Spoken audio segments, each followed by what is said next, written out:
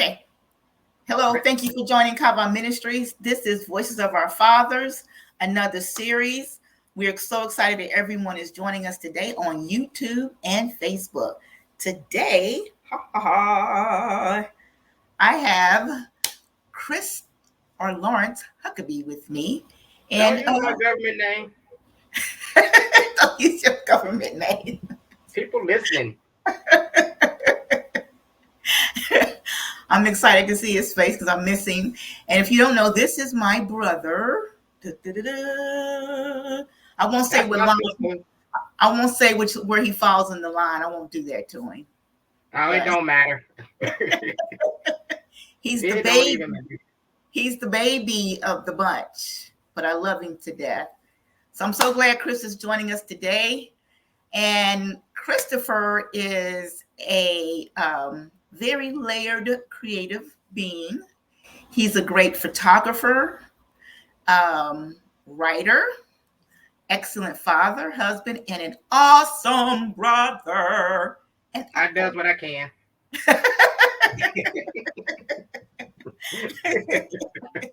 he does what he can. Cool. So, Christopher, Yeah. tell us a little bit about yourself, and then we'll go from there. Well, like my big sister said, my name is Lawrence Christopher Huckabee Sr. I am the last of the fabulous five Huckabees. Um, I am a father of three, grandfather of seven. Uh, Brittany is my oldest daughter. Lawrence Jr. is my son. He's the middle kid. And then there's Simone. She's the last of the Mohicans. And then I have my seven grandchildren, Mike, Matthew, Maxwell, Meredith, and Mickey, and London, and Phoenix. And um, as a profession, I am a paralegal slash translator, which in this part of the country kind of makes me a unicorn, being an African American male who's bilingual, particularly in Spanish. Um, I haven't met up with any any others African Americans who are bilingual. Um, yeah, as my sister said, I'm also a photographer. I do write. I'm an artist, kind of a jack of all trades. Absolutely. And he's a wonderful dad. So, Christopher, the court, Yes. the, Oh, the wait. Oh, stop. Wait, stop. Before we go any further, cannot forget my beautiful wife. We've been together married for 26 years, been together for over 30 plus years. I would be absolutely remiss if I did not say her name and let her know how much I love her and how much she means to me and how much of a rock she's been for me. Can't do that. absolutely. Sean is a jewel. I agree with you. Yeah. Absolutely. So, Christopher, the burning question, what does it mean to be a father for you? And do you think there's an absence of voices of fathers? Well, to me, being a father is just not being a father to your biological children. I've coached high school football for over 30 plus years, and I've been a father figure to heck, over five or 600 young men. You know, but to me, being a father is not being a domineering person, um, is being strong enough to let your children know that it's okay to cry in front of you. Uh, and at the same time, having to put foot to backside when it's absolutely necessary. Um, you know, um, just being nurturing, just being able to listen, being able to accept who they are, what they are. You may not approve of it all the time. It may not be perfect for you, but it may be all right for them. And one of the things I've always told my kids is there ain't, if they say, Dad, we got a problem. Yeah. Are the police coming? No. Okay, then we can fix it. So that's what I say. That's what I tell them. There ain't nothing that I'm not going to be unforgiving for. I might be mad at you for a minute and I might tell you about yourself, but at the end of the day, I have to be an understanding person, an understanding father so I can help resolve or help you come to terms with whatever it is that uh, is ailing you, or if it's making you happy, whatever. Not only have I been a father to the football players that I've had, but to your kids as well. You know, um, Absolutely. all your waterhead children. Yes, So, and yes. also with that is uh, learning how to embrace your imperfections as a father. Hmm. Yeah, Okay. that's important because you're you're never not gonna make mistakes. You're never not gonna make mistakes. One of the things that I've always tried to do, just watching our father grow, as we were growing up, is some of the stuff that he did. I tried to do the opposite with my kids because I didn't like it, and I'm sure my kids won't like it either. Mm-hmm. Mm-hmm. There's always an alternative. Mm-hmm. So yeah, Mm-hmm. that's that's generally the gist of it for me. The gist of it for me. What's the most humbling thing you've learned as a father? What thing as being a father and fatherhood has humbled you, or an You event have that humbled you? you have daughters, don't you? I do. I do. Need I say more? Honestly, But I'm not your a dad. daughters, huh? I'm not a father. Yeah, no, but your daughters will make you. Yeah, that set you back in your place. Honestly, it really will because your daughters go through so many changes as young women, and us as fathers, we're not equipped to understand 75% of it. Um, and it's humbling because you think you know and you really don't know Mm, until she tells you or your children tell you, Dad, you need to listen to me so you can understand. And sometimes you have to put your ego aside and really listen because you already think you have the answers, and you're not necessarily, and it's not necessarily that. So you really have to learn how to listen mhm, and then mhm, respond in kind. Sometimes, as I said before, it may take a stern fist, and other times it may take a feather. So that those are some of the humbling things to me. I could tell you one of the most humbling things that ever happened to me mhm, was actually something that your son Cameron said to me as a young man before when um because with my oldest daughter Brittany, I had her at 18. Actually, right before I turned 18, and scared to death. I didn't tell nobody about her. Not until I think Ricky came home, and I told him, and this was like two years later after she was born, and that mug turned around and told on me, which was funny. But at that time, when I think Brittany was probably about 4 or 5, maybe, and I Brittany lived around the corner from y'all on Donner, and she was hungry, and I had no idea.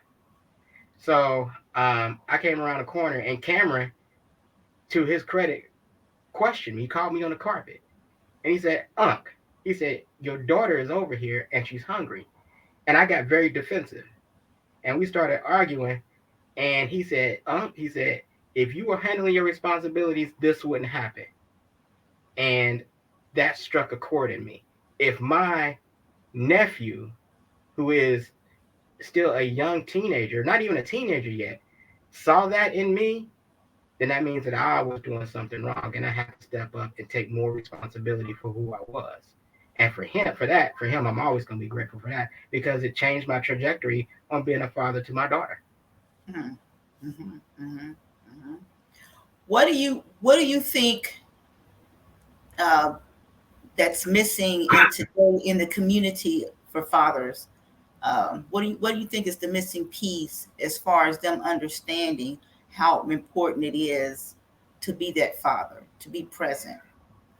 Well, it's for a young father, it's very difficult for them because a lot of times they didn't have a father to lead by to have an example, or if they did have a father, it wasn't a good situation. Either they've been in jail, they've on drugs, or they're just around in general. I mean, there are so many kids that I coached who, at in the ninth grade or 10th grade, they're the man of the house, Mm-hmm. you know, and they're not equipped to be the man of the house, not at all.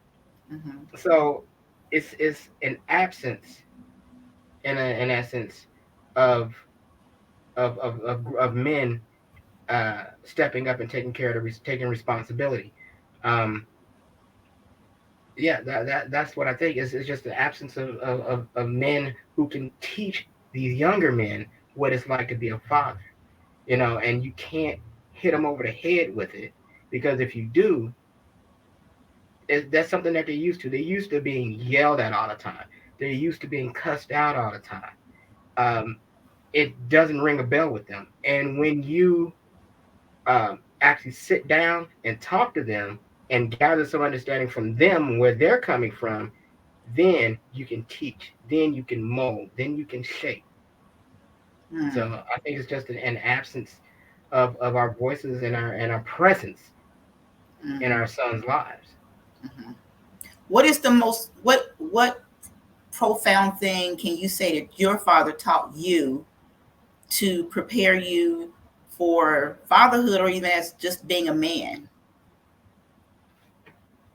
What That's a tough question. maybe not said to you, or maybe what he demonstrated in front of you. Well, I mean, for Dad, I mean, it was always, I've always seen him work, um, but I've always seen him work. I've always seen him try his hardest.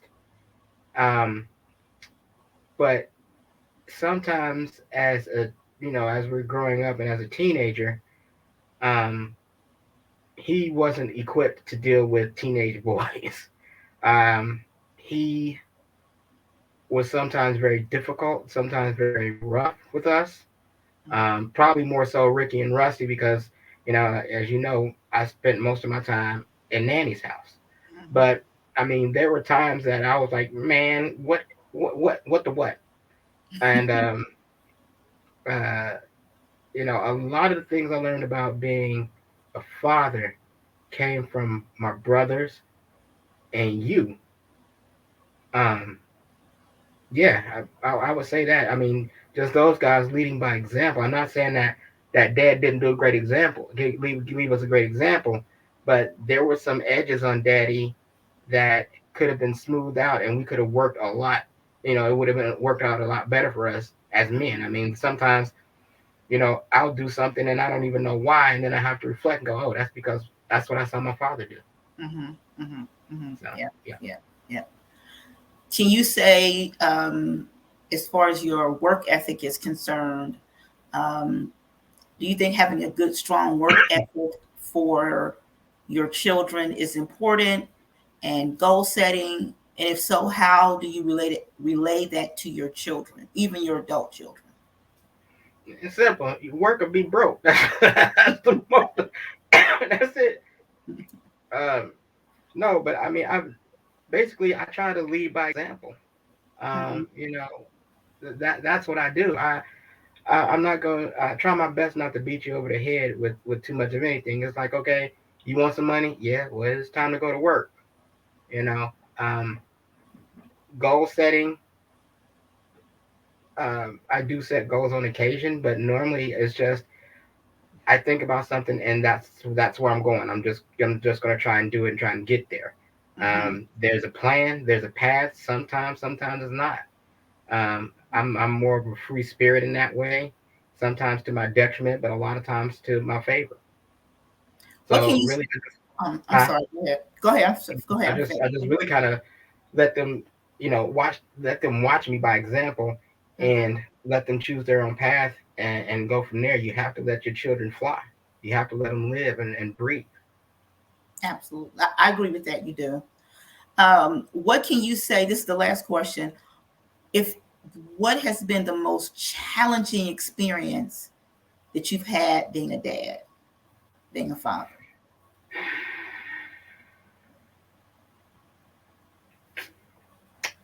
Making sure that I stay relevant with them in their lives. That I mean, you know what? I can't even say that because I talk to my kids every day, so I'm always in their lives. But um, honestly, it's probably just making sure that I've done my best to impart the wisdom that I have and allowed them to flourish. That allowed them to flourish. Um, that's probably the most important part Mm-hmm. to me. Mm-hmm. Um, yeah, that's it for me. Is I give you my wisdom. I give you what I think. It's up to you to either impart it or not, or take it on or not. But Mm-hmm. I just I really just want my kids to be able to fly. And sometimes to my detriment, I'm overprotective of my kids. I am because I don't want them to fail. Mm. It's very difficult for me to watch them fall and smash their face on the concrete. But I also know at the same time they have to do that so they can learn how to get back up. Absolutely. It's important. It's very That's important, important. Yeah. particularly for young men. Mm-hmm. Do you think that today's some young men in today's society is too or too coddled, too protected, Oh or heck yeah! overprotected? Yeah. Oh my God, yes, yeah, yes, yes, yes, yes. And again, that goes back to um, being the head of the household at 13 years old, because you know coaching these young men, you see mothers who their children can do no wrong, Mm. even when they're dead wrong. Mm-hmm. Mm-hmm. Even when they're dead wrong, is oh no, no, not my son. Oh yeah, yeah, Mm-hmm. your son. Which is why I can't say 100% why, but it's part of the problem is why we have these young men killing each other right now because they are too coddled. Uh, Parents don't know where they are, and then when they do something wrong, instead of the parents saying you did this, is why are you persecuting my son or my daughter or my more so my son? And well, because your son messed up. Mm-hmm. That's why. Yeah, the judicial system does not help at all with regards to this because working in a law firm, the first thing that I learned the first week is that the judicial system is not about justice. The judicial system is all about money.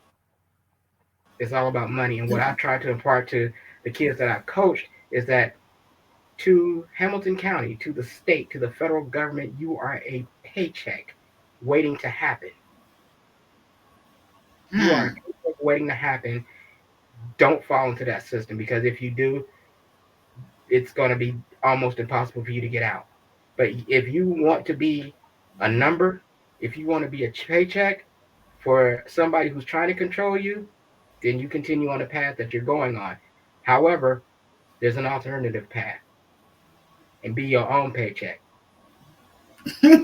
Absolutely. Yeah. Yep. Thank you so much, Chris, for joining us and giving us your voice of wisdom and encouraging those young men who may hear this, the young women who may see this. Um, I pray that you continue on a strong path. I know you will. This has been Kava Ministries. Thank you so much for joining us. Another series of Voices of Our Fathers. And if this content has helped you at all, please use it to have a conversation in your own home, whether it's a men's group or a community group. Please use this content, this platform. And if it has made you feel warm and fuzzy inside, please donate. $ Kava Ministries. Give her Thank some you. money. She needs some money. Give her some money. Thank you again. Peace and blessings.